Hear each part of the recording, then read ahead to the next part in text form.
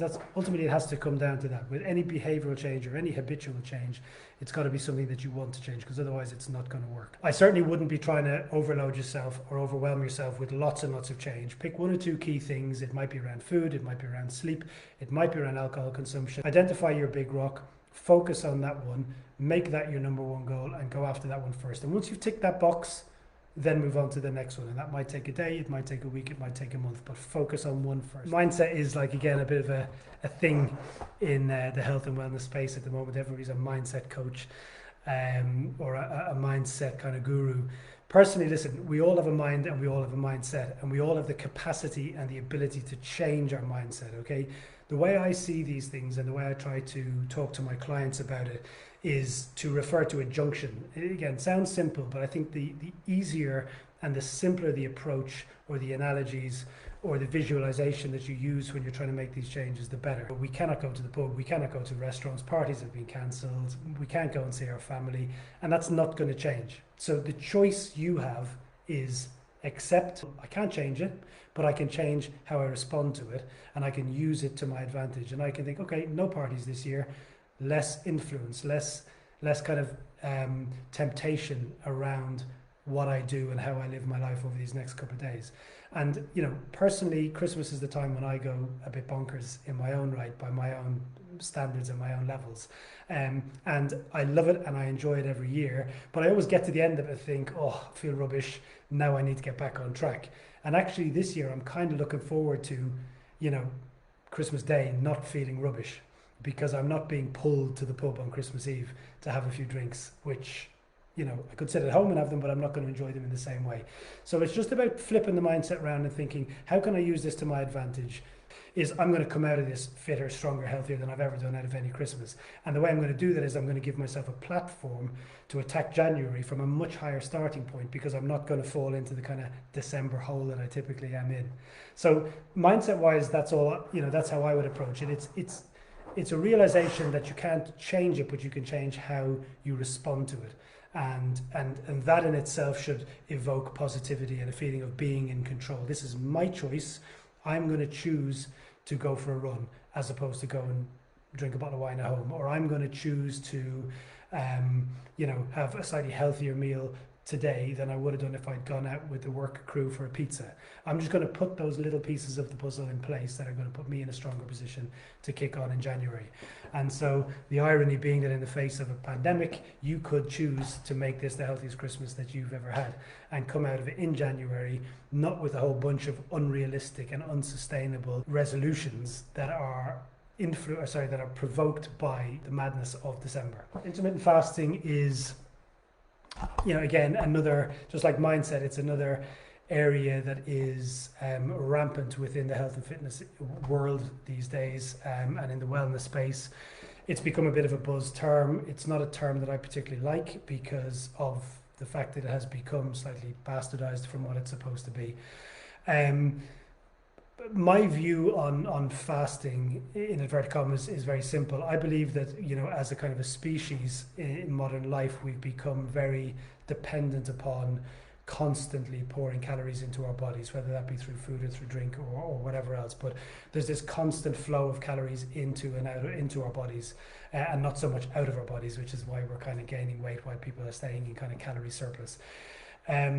For me, the idea of fasting, in inverted commas, fasting is something we do every day.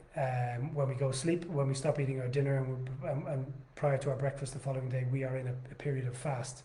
Whether that's 6 hours or 16 hours doesn't change the fact that it is a fast.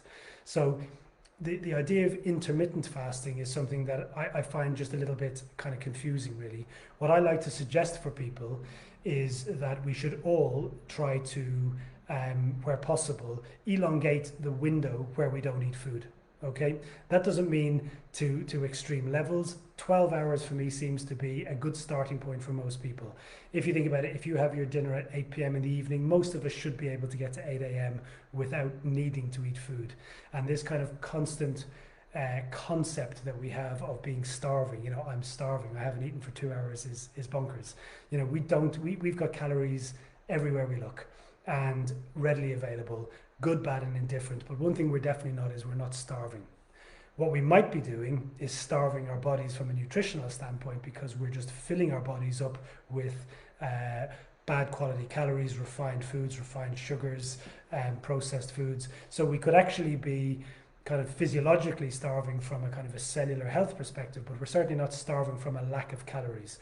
So if we can all be clear on that and understand that to go 12 hours without food is something that, you know, humans have done since the dawn of the day, it's something that our bodies are very well adapted to doing, then I would recommend that for everybody.